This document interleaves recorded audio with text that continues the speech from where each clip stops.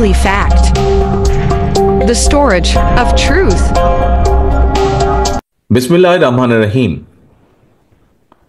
শ্রী শ্রী জন্মাষ্টমী উদযাপন পরিষদ বাংলাদেশের দ্বিবার্ষিক সম্মেলন উপলক্ষে আয়োজিত আজকের এই অনুষ্ঠানের সম্মানিত সভাপতি জনাব প্রদীপ চক্রবর্তী, অনুষ্ঠানের মঞ্চে উপস্থিত বাংলাদেশ জাতীয়তাবাদী দল বিএনপির সম্মানিত স্থায়ী কমিটির সদস্য জনাব আমির খসরু, উপস্থিত চট্টগ্রাম মহানগরের মেয়র ডক্টর শাহাদাত, উপস্থিত আমাদের বাংলাদেশ জাতীয়তাবাদী দলের সহ সাংগঠনিক সম্পাদক এবং সাংগঠনিক সম্পাদক জনাব শামীম, জনাব হেলাল সহ উপস্থিত শামীম হেলাল সহ উপস্থিত নেতৃবৃন্দ এবং আমার সামনে উপস্থিত সম্মানিত আমন্ত্রিত অতিথিবৃন্দ, আসসালামু আলাইকুম। আপনাদের সকলকেই আমি জানাই আন্তরিক শুভেচ্ছা। হিন্দু ধর্মাবলম্বীদের ধর্মীয় শাস্ত্র মতে কৃষ্ণপক্ষের অষ্টমী তিথিতে জন্ম নিয়েছিলেন হিন্দু ধর্মের প্রবর্তক শ্রীকৃষ্ণ। হিন্দু ধর্মের অবতার শ্রীকৃষ্ণ প্রায় ৫,৫০০ বছর আগে মথুরায় এমন এক সময় জন্মগ্রহণ করেন যখন মথুরার ক্ষমতায় ছিল অত্যাচারী নিষ্ঠুর শাসক কংস। শ্রীকৃষ্ণের আবির্ভাবের পর ধ্বংস হয় স্বৈরাচারী রাজা কংস। প্রিয় উপস্থিতিবৃন্দ, গত এক দশকেরও বেশি সময় ধরে বাংলাদেশেও কংসের মতন এক নৃশংস স্বৈরাচার জনগণের উপরে জগদ্দল পাথরের মতন চেপে বসেছিল। দল, মত, ধর্ম, বর্ণ নির্বিশেষে গণতান্ত্রিকামী বীর জনতার গণ অভ্যুত্থানে গত বছরের ৫ই আগস্ট বাংলাদেশ ছেড়ে পালায় সেই কংসরূপী এক নৃশংস গণহত্যাকারী স্বৈরাচার। প্রিয় উপস্থিতিবৃন্দ, স্বৈরাচার পালালেও গণতন্ত্র কিন্তু এখনো সংখ্যামুক্ত নয়। অন্তর্বর্তীকালীন সরকারকে ব্যর্থ করে দেওয়ার ষড়যন্ত্র কিন্তু ক্রমাগত অব্যাহত রয়েছে। পলাতক স্বৈরাচারের যে দোসর, এরা নানা কৌশলে পুনরায় কিন্তু মাথা চাড়া দিয়ে ওঠার অপচেষ্টায় প্রতিনিয়ত লিপ্ত। জনগণের প্রত্যক্ষ ভোটে নির্বাচিত জনপ্রতিনিধিদের দ্বারা জনগণের প্রতি দায়বদ্ধ সংসদ এবং সরকার যতক্ষণ না গঠিত হবে ততক্ষণ পর্যন্ত কিন্তু গণতন্ত্র ঝুঁকি মুক্ত নয়।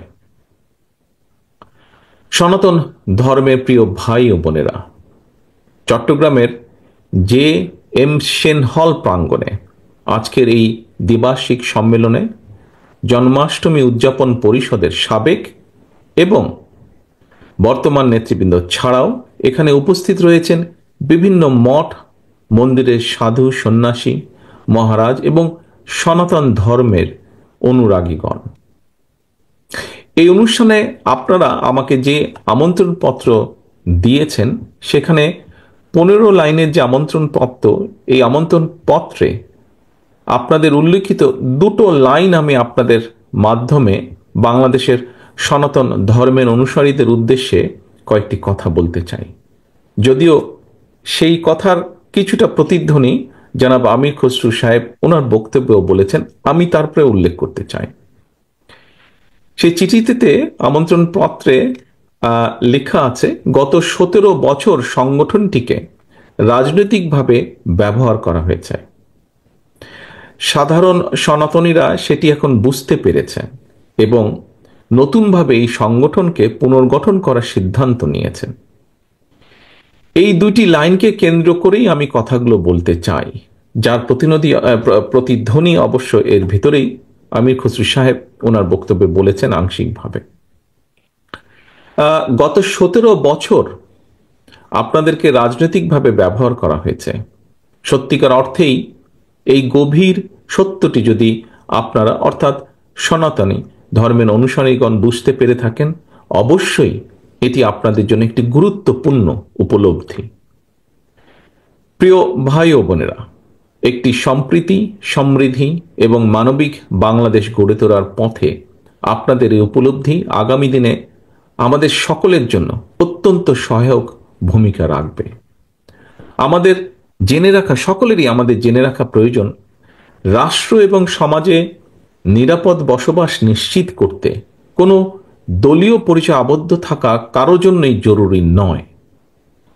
কে সংখ্যাগুরু, কে সংখ্যালঘু, জনগোষ্ঠীর সদস্য, শুধুমাত্র এই পরিচয় রাষ্ট্র এবং সমাজে একজন নাগরিকের নিরাপত্তা নিশ্চিতের গ্যারান্টি কিন্তু হতে পারে না। পলাতক যে স্বৈরাচারের বর্বর শাসনামল ছিল, সেই শাসনামলে মাসের পর মাস, বছরের পর বছর যাদেরকে আয়নাঘরের নির্জন অন্ধকারে প্রতিনিয়ত মৃত্যু আতঙ্কে কাটাতে হয়েছে, তাদের সবাই কিন্তু কথিত সংখ্যাগুরু জনগোষ্ঠীর সদস্য। কিন্তু তাদের এই পরিচয়, তাদের সম্মান এবং নিরাপত্তা কিন্তু নিশ্চিত করতে পারেনি তাদের এই পরিচয়। একটি রাষ্ট্র এবং সমাজে গণতন্ত্র, ন্যায় বিচার এবং আইনের শাসন রয়েছে কিনা সেটি সবচাইতে গুরুত্বপূর্ণ। রাষ্ট্রে যদি আইনের শাসন না থাকে, আপনি, আমি, আমরা, অর্থাৎ সংখ্যালঘু কিংবা সংখ্যাগুরু, কেউ আমরা নিরাপদ নই। সংখ্যালঘু কিংবা সংখ্যাগুরু, দল, মত, ধর্ম, বর্ণ নির্বিশেষে প্রতিটি নাগরিকের নিরাপত্তার জন্য রাষ্ট্রে আইনের শাসন প্রতিষ্ঠার কোনোই বিকল্প নেই। একমাত্র আইনের শাসনই যে কোনো মানুষের নিরাপত্তা নিশ্চয়তা দিতে পারে।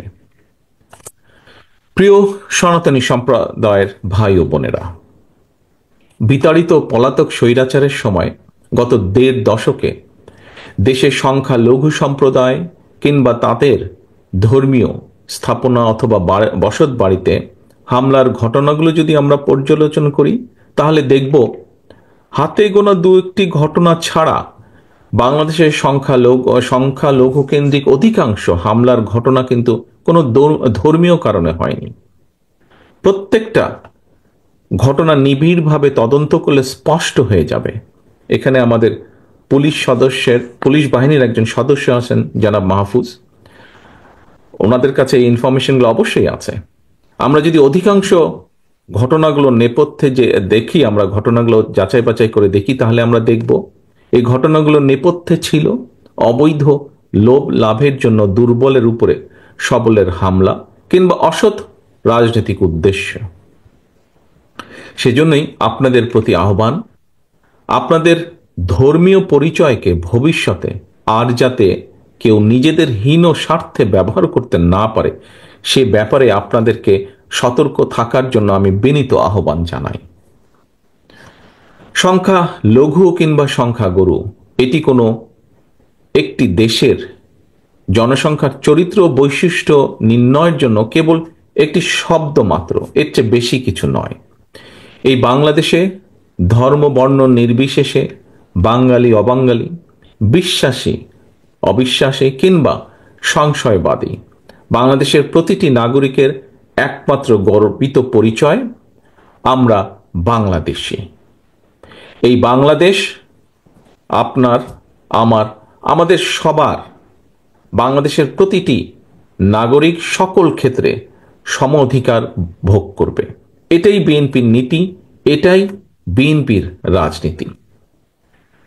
উপস্থিত প্রিয় ভাই বোনেরা, সবশেষে আমি বলতে চাই, আমি ব্যক্তিগতভাবে বিশ্বাস করি, আপনার, আমার, আমাদের দল বিএনপি বিশ্বাস করে, দল মত ধর্ম দর্শন যার যার, রাষ্ট্র কিন্তু সবার, ধর্ম যার যার, নিরাপত্তা পাবার অধিকার সবার। সুতরাং একটি নিরাপদ বাংলাদেশ গড়ার জন্য আমাদের সবার সামনে আগামী জাতীয় নির্বাচন একটি বড় সুযোগ। আমি আবারও বলছি, একটি নিরাপদ বাংলাদেশ গড়ার জন্য আমাদের সবার সামনে আগামী জাতীয় নির্বাচন একটি বিরাট বড় সুযোগ। এই সুযোগকে কাজে লাগিয়ে ধর্ম বর্ণ নির্বিশেষে সকলের জন্য একটি নিরাপদ গণতান্ত্রিক দেশ গড়ার জন্য বিএনপি আপনাদের সমর্থন এবং সহযোগিতা চায়। পরিশেষে আবারও আপনাদের দ্বিবার্ষিক সম্মেলনের সাফল্য কামনা করে আমার বক্তব্য শেষ করছি। আপনাদের সকলকে আন্তরিক ধন্যবাদ। আল্লাহ হাফেজ। বাংলাদেশ জিন্দাবাদ। বাংলাদেশ জাতীয়তাবাদী দল জিন্দাবাদ। If you enjoyed the video, make sure to leave a like and subscribe the channel.